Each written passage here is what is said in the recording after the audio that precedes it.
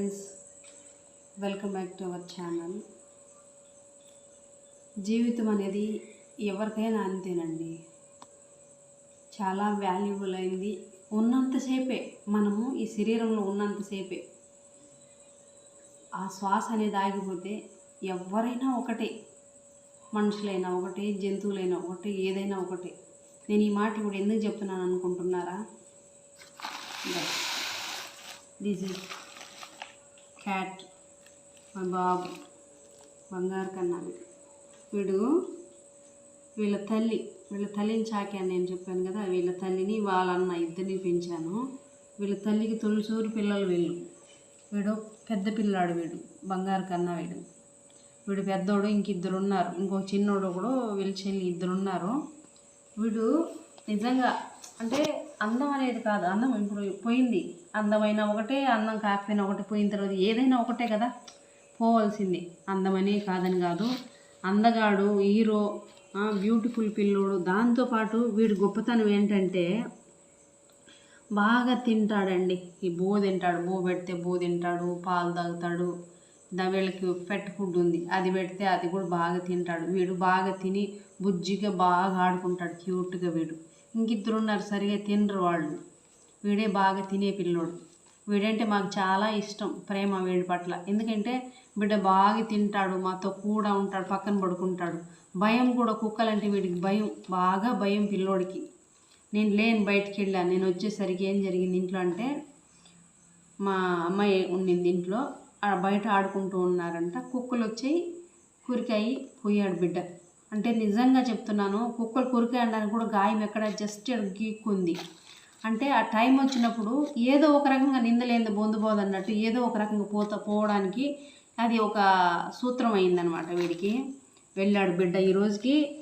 అంటే మేబీ 100 రోజుల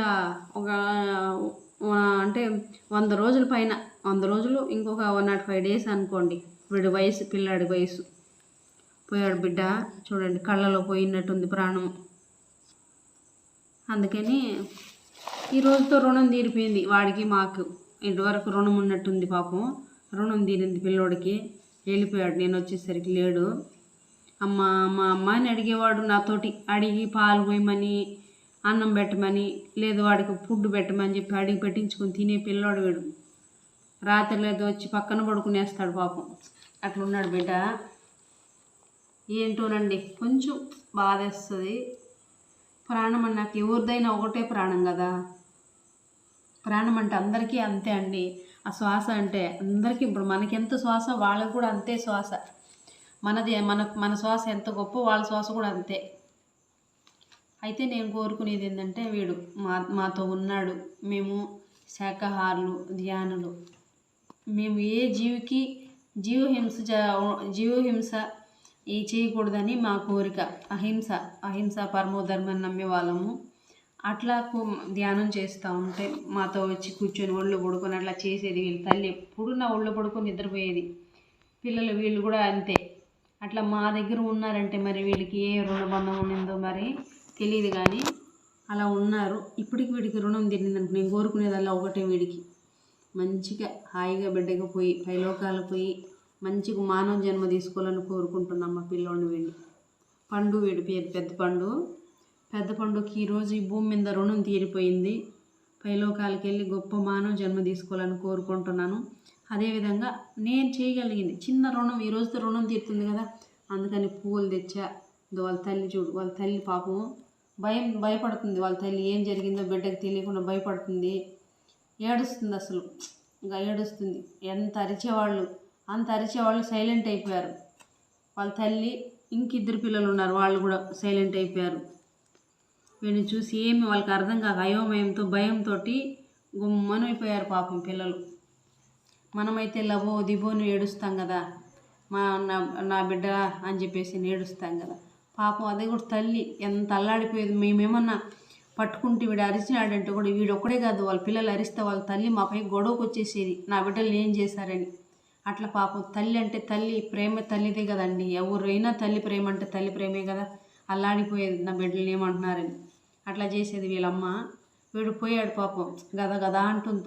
అదొక రకం బాధపడుతుంది. మనమైతే చెప్తాం, ఎక్స్ప్రెస్ చేస్తాం, దానికి రాదు కదా. అది మరి వీడికి చేసే కార్యక్రమాలన్నీ చేసేసి వీడి కోసం ఒక 5 నిమిషాలు ధ్యానం చేసి నేను వీడిని ఎత్తికి అక్కడ పాతి పెట్టేసి వస్తాను నేను పిల్లోడిని. ఇప్పుడు వీడికి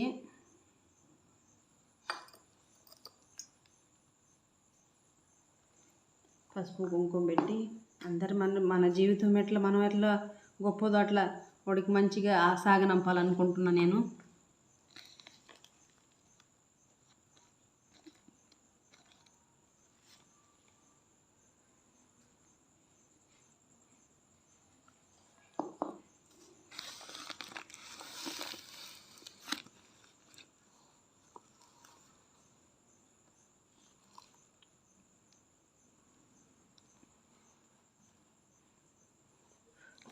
బాగున్నప్పుడు బిడ్డ దగ్గరికి వస్తే ఎత్తుకొని ముద్దులు పెట్టేస్తామని పారిపోయేవాడు ఏదో. అటు ఒకసారి 2 సార్లు పెట్టించుకుంటే మళ్ళీ అరిచి దిగేసి వెళ్ళిపోయేవాడు.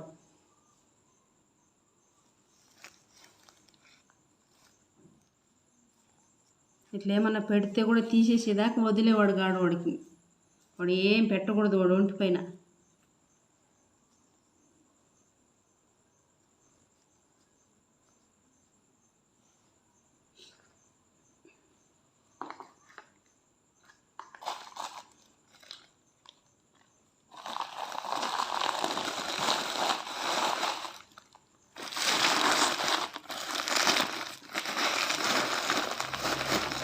కొంచెంసేపు వీడికి ఒక 5 నిమిషాలు వీడి కోసం ధ్యానం చేస్తాను నేను.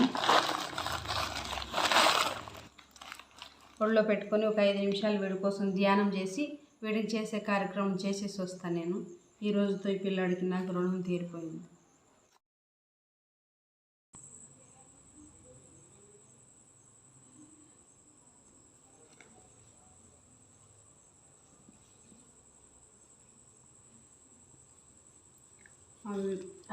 మా పెద్దోడు మా పెద్ద పండు వాడు గొప్ప మంచి ఉన్నత లోకాలకు వెళ్ళాలి, వీడు మంచిగా అద్భుతంగా మానవ జన్మ తీసుకోవాలని కోరుకుంటూ వీడి కోసం ఒక 5 నిమిషాలు ధ్యానం చేశాను. ఇంకెంతకన్నా చేయగలిగింది ఏముంది, వీడి కార్యక్రమం చేసేసి వస్తాను.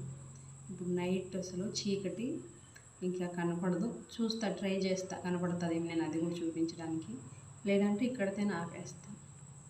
థ్యాంక్ యూ అండి, థ్యాంక్ యూ. మీరందరూ కూడా చూస్తున్న వాళ్ళు స్పందించండి, నాలాగే అంటే స్పందించండి. ప్రతి జీవిది ప్రాణమే, ప్రతి జీవికి ప్రాణం ఉంటుంది. ఏ జీవిని హింసించద్దండి. మీకు చేతనైతే వాటికి సహాయం చేయండి. ఏం అడుగుతాయండి, ఏం అడగవు. ఆకలి వేసినప్పుడు అంత ఫుడ్ తప్ప వాటి కడుపుకి ఆకలికి తింటాయి అంతే. మనలాగా ఏ కోరికలు ఉండవు వాటికి. మనం ఎలాగా బ్రతకడానికి భూమి మీదకి వచ్చామో అవి కూడా అలాగే బ్రతకడానికి భూమి మీదకి వచ్చాయి. వాటిని బ్రతకడానికి వాటి మానాన్ని వాటిని బ్రతకనిద్దాం. వాటి మధ్యలో వాటి ప్రాణాలు తీసేసి వాటి జన్మని డిస్టర్బ్ చేయొద్దు. మనం మళ్ళీ రావాల్సి వస్తుంది. మనం కూడా ఆ జన్మల నుంచి వచ్చిన వాళ్ళమే. మనం కూడా ఇలాగ అన్ని జన్మలు ఎత్తాను, ఈరోజు మానవ జన్మ ఎత్తున్నాం. ఓకేనా, మీ అందరికి అర్థమైంది అనుకుంటాను. థ్యాంక్ యూ అండి, థ్యాంక్ యూ సో మచ్.